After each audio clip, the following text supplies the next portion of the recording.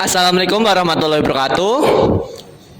Halo semuanya, kami dari kelompok 3 yang akan membahas tentang ekovalensi. Tapi sebelumnya perkenalkan, saya Demiko. Saya Handika Dwi Ardianto. Saya Ahmad Akbar Syarifuddin. Saya Zaki Saputra. Saya Dimas Wahyu Pratama. Oke, materi yang pertama adalah materi ekovalensi. Apa itu ekovalensi? Adalah konsep penting dalam logika matematis di mana dua pernyataan dianggap setara atau memiliki makna yang sama. Pemahaman tentang ekovalensi membantu kita menyederhanakan ekspresi logis dan menunjukkan hubungan antara berbagai pernyataan.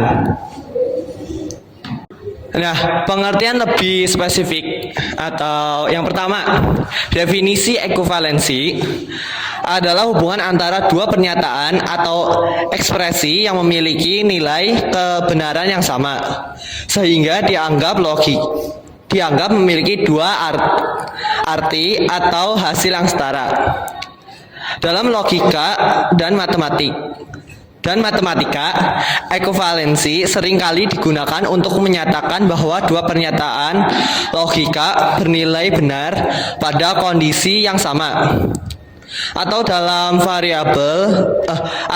kasus variabel, kedua sisi ekovalen dalam setiap skenario. Selanjutnya ada notasi ekovalensi.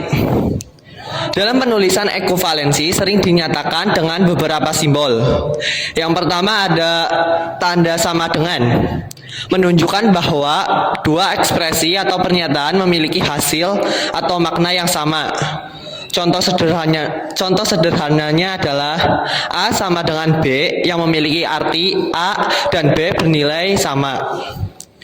Yang kedua ada tanda 3 garis atau kesetaraan logika. Dalam logika, tanda ini digunakan untuk menunjukkan bahwa dua pernyataan logis selalu benar pada waktu yang sama. Misalnya adalah P ekovalen Q, artinya P dan Q bernilai benar atau salah bersama-sama. Yang ketiga ada sifat-sifat ekovalensi. Yang pertama adalah refleksif. Setiap ekspresi atau pernyataan dianggap ekovalen dengan dirinya sendiri. Misal P strip 3 P selalu benar karena nilai kebenaran pernyataan selalu sama dengan dirinya sendiri. Selanjutnya adalah simetris. Jika suatu pernyataan P ekovalen dengan pernyataan Q, maka Q juga ekovalen dengan P. Dalam bentuk simbol, jika P ekovalen atau strip 3 Q, maka Q ekovalen P. Hal ini menunjukkan bahwa hubungan ekovalensi adalah simbol timbal balik. Yang ketiga adalah transif. Jika suatu pernyataan P ekovalen dengan Q dan Q ekovalen dengan R, maka P juga ekovalen dengan R. Dalam simbol, jika P sama dengan strip 3 Q dan Q strip 3 R, maka P ekovalen R, maka P sama dengan R. Sifat ini menunjukkan bahwa hubungan antara pernyataan yang ekovalen dapat diteruskan melalui pernyataan lainnya. Lalu ada jenis-jenis. Jenis-jenis ekovalen ada 3. Yang pertama adalah ekovalensi material. Adalah hubungan antara dua pernyataan yang memiliki nilai kebenaran yang sama. Dalam logika, dua pernyataan P dan Q dikatakan ekovalen secara material jika P bernilai benar saat Q bernilai benar dan P bernilai salah saat Q bernilai salah. Selanjutnya ada ekuivalensi logika. Ekuivalensi logika adalah ketika dua ekspresi atau pernyataan memiliki nilai kebenaran yang sama dalam setiap model atau skenario logika yang memungkinkan. Dengan kata lain, dua pernyataan logis dinyatakan ekuivalen secara logika jika hasil akhirnya identik dalam setiap situasi yang dapat dibayangkan. Lalu yang terakhir ada ekuivalensi semantik.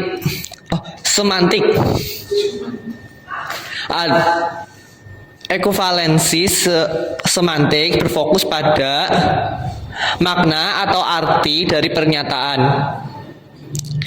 Dua pernyataan adalah semantik ekuivalen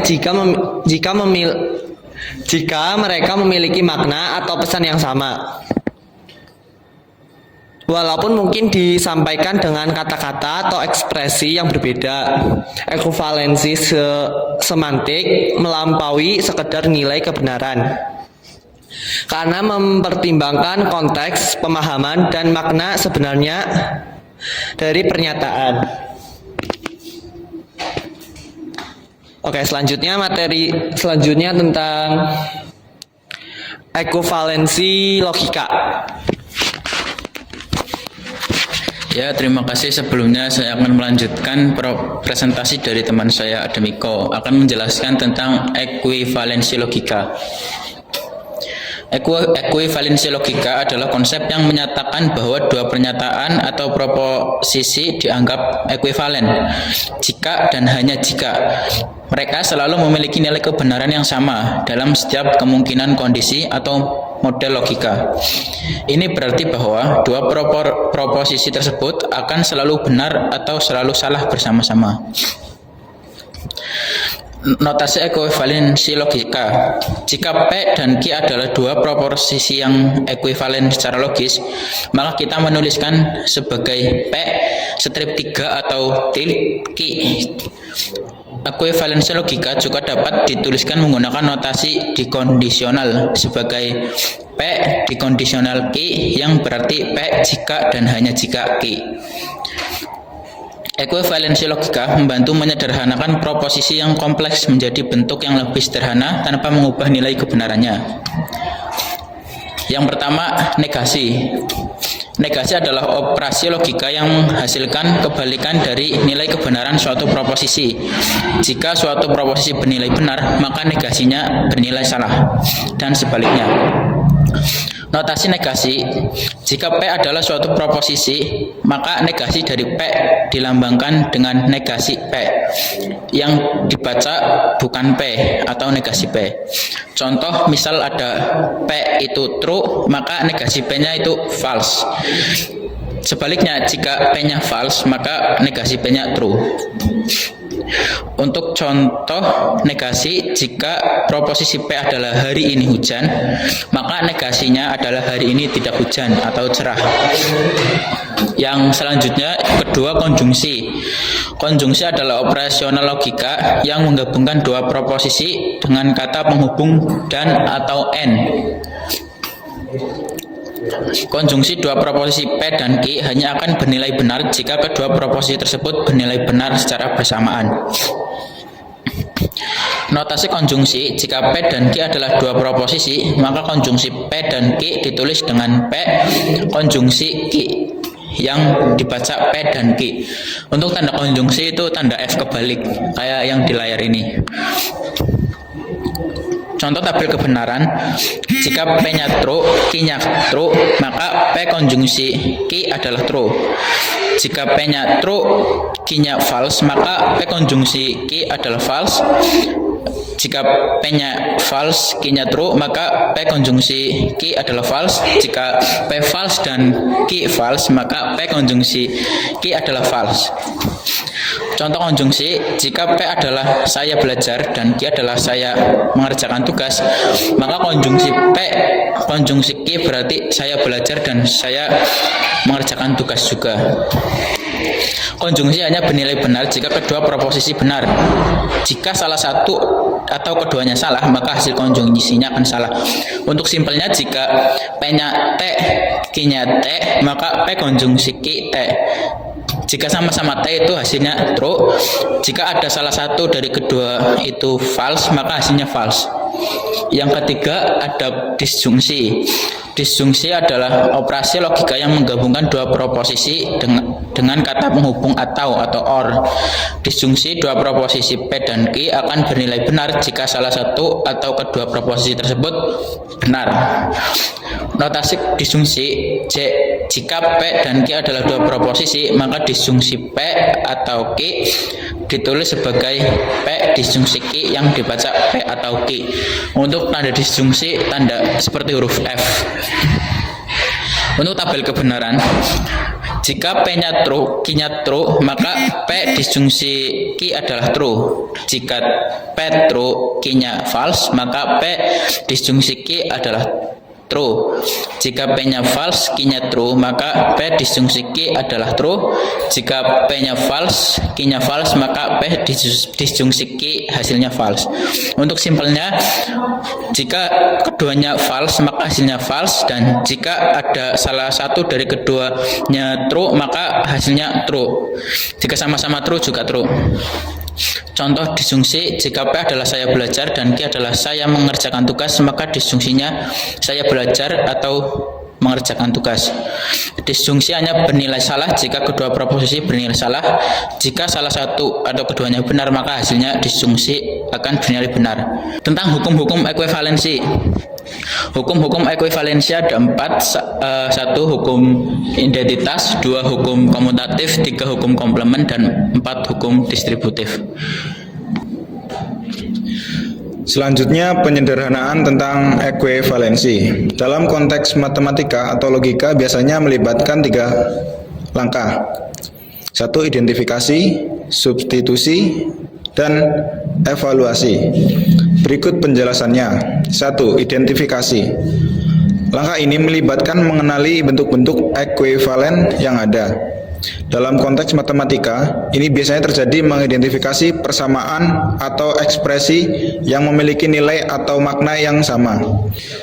Yang kedua, substitusi. Setelah mengidentifikasi, langkah berikutnya adalah substitusi, yaitu mengganti bagian dari ekspresi atau persamaan dengan ekuivalen lainnya yang telah diidentifikasi. Yang ketiga, evaluasi. Langkah terakhir adalah evaluasi, di mana kita menghitung atau menyederhanakan ekspresi yang sudah disubstitusi. Pada tahap ini, kita memastikan bahwa hasil dari substitusi masih mempertahankan nilai ekuivalen yang diharapkan. Misalnya, setelah substitusi, kita bisa mengevaluasi nilai dari ekspresi untuk berbagai nilai dan memverifikasi bahwa hasilnya konsisten dan persamaan awal.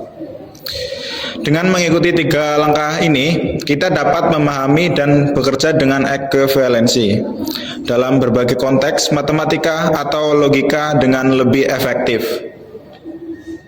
Ya, saya akan melanjutkan yang dijelaskan oleh teman saya tadi. Yang kedua adalah ekuivalensi persamaan logika dalam optimasi algoritma. Optimasi algoritma juga dilakukan dengan menerapkan ekuivalensi logika, terutama pada algoritma yang membangun evaluasi kondisi logika secara berulang, misalnya pada pencarian atau pengurutan data. Menyederhanakan persamaan logika dalam konjungsi ini bisa mempercepat eksekusi program. Contohnya, misalkan dalam algoritma pencarian terdapat kondisi logika sebagai berikut. Kondisi ini dapat disederhanakan menjadi, dengan cara ini jumlah mengecakkan kondisi dalam algoritma menjadi lebih sedikit yang akan mengurangi waktu pemrosesan. Baik, kesimpulan. 1. Ekuivalensi material. Ekuivalensi material terjadi ketika kedua pernyataan memiliki nilai kebenaran yang sama dalam situasi atau skenario tertentu. Dengan kata lain, dua pernyataan dikatakan ekuivalensi secara material jika keduanya benar atau salah pada kondisi yang sama. Ekuivalensi material tidak mempertimbangkan makna atau cara pengungkapan pernyataan, tetapi hanya bergantung pada nilai kebenaran yang sama dalam konteks tertentu. 2. Ekuivalensi logika. Ekuivalensi logika adalah hubungan antara kedua pernyataan yang memiliki kesamaan nilai kebenaran di semua kemungkinan skenario logika atau model.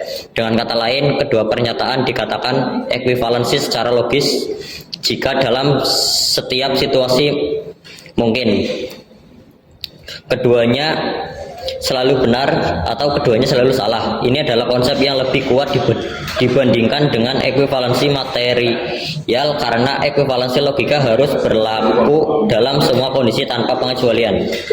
3. Ekuivalensi semantik. Ekuivalensi semantik adalah kesamaan antara pernyataan berdasarkan makna atau arti yang disampaikan. Terlepas dari kata-kata yang menggunakan atau nilai kebenaran atau skenario tertentu, kedua pernyataan dianggap ekuivalensi secara semantik jika keduanya menyampaikan gagasan atau informasi yang sama, meskipun mungkin diungkapkan dengan cara yang berbeda. Ini berfokus pada arti atau pemahaman yang terkadang dalam pernyataan, bukan pada nilai kebenaran suatu kondisi atau di semua kondisi. Mungkin sekian presentasi dari kelompok kami. Jika ada tutur kata yang kurang berkesan, kami mohon maaf. Wabillahi taufiq wal hidayah. Wassalamualaikum warahmatullahi wabarakatuh.